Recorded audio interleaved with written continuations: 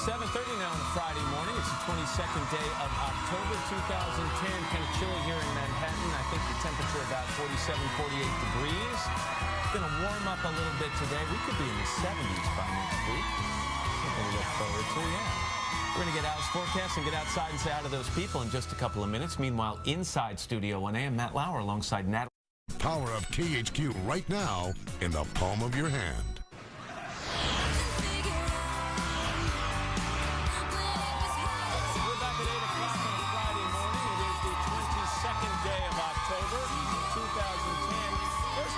Pretty nice morning here in the Northeast. Second of all, Al and Natalie, we have got one of the bigger crowds that I can remember in a long time. What's going on here? I think it's a lot of kids are off because parent-teacher meetings this week. Really? Yeah, I think.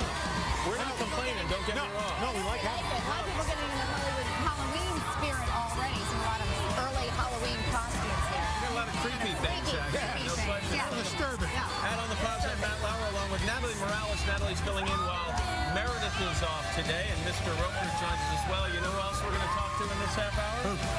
Keith Richards, one of my rock and roll icons. He is, of course, the guitarist for the Rolling Stones. He's written a new memoir. It's called Life.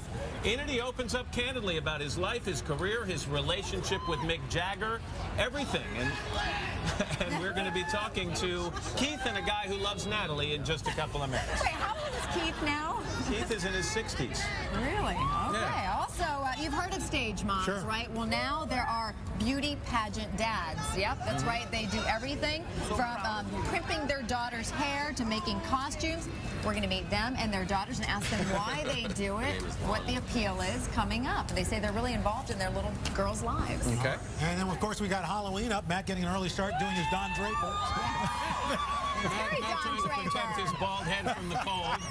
Well, don't forget, we've got our Halloween bash live on the plaza next Friday. We're going to be handing out prizes. And we'll be handing out prizes for the best and most creative costumes in the crowd. So we want you to get dressed up and come on down next Friday right here for our annual Halloween costume contest on the plaza here on Today. That's always fun. Ooh, that's not fun. That's disturbing. That's very disturbing. Let's go inside. Tamron Hall standing by at the news desk. She has all the headlines of the morning. Hi, Tamron. Hi there, Matt and Natalie and Al. Good morning. Today Celebrates Halloween is brought to you by Milky Way. Halloween's better the Milky Way. This morning on Today Celebrates Halloween, dealing with your child's Halloween fears.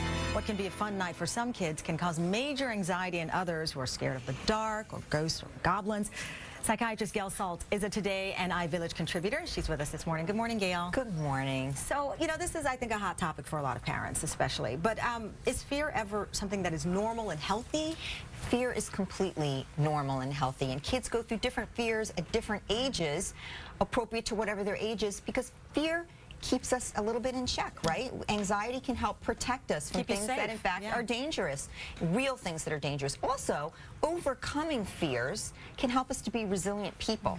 So you really, as a child, you have fears, you then overcome them little by little, and that proves to you you're able to sort of manage things, and that's what makes a resilient adult. But how do you know if it's fear or something more serious and it's a full-on phobia at that point? Well, so fears are, you know, this makes me a little scared, but if it's important, you know, I'll manage, I'll do it anyway, I'll go to school, you know, I'll go to camp, I'll go visit this aunt who has this dog that I'm afraid of. Go into a dark room. Exactly, because it's important, and I can sleep through the night.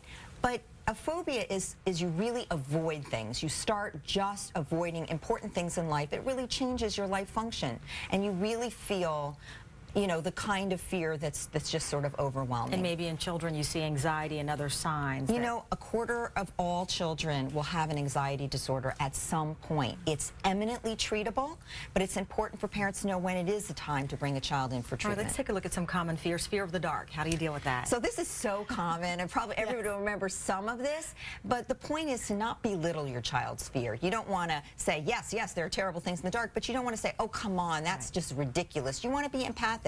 I understand, but really, you know, there aren't things to be afraid of. What can we do to make you more comfortable? Night lights are often helpful because a lot of the fears come out of imaginary thoughts of what's there. If you can see a little bit, it's not as scary. You don't need to make your child sleep in the dark. particularly when they're little. Usually they grow out of this by early adolescence.